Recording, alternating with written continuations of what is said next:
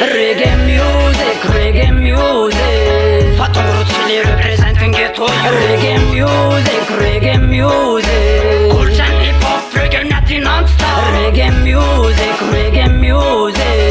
Every day they make a good vibration.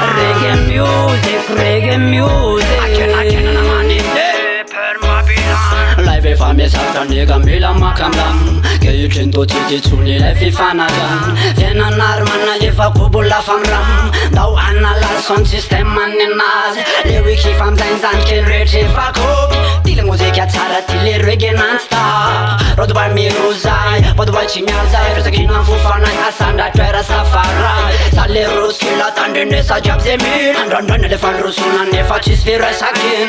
Fer le fena manana rati sfera la infiti avaten mamenta non mangia canzoni a bibi. Reggae music Fatto Ruzzini representa un ghetto. Reggae music Culture hip hop, reggae nati non-stop. Reggae music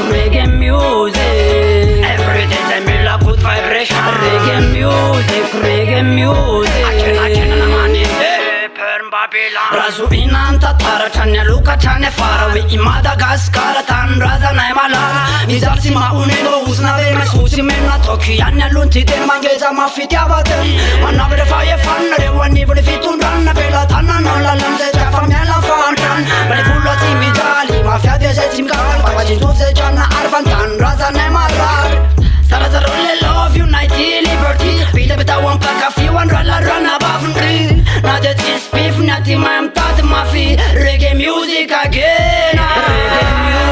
Reggae music Fatto Ruzzini representa un ghetto. Reggae music Culture hip hop, reggae nati non-stop. Reggae music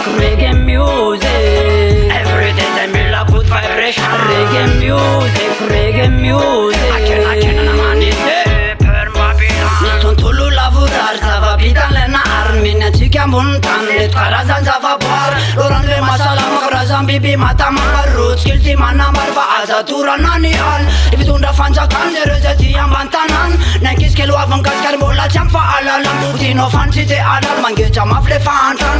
Deba tu politician na aza arle rurabal. Malgase norala Pagata mi fanaja Asa misi mediatin ne gazale afata. Mitra kafa zakif Na mami na magid Rais fonale adin katati du fala fuvi.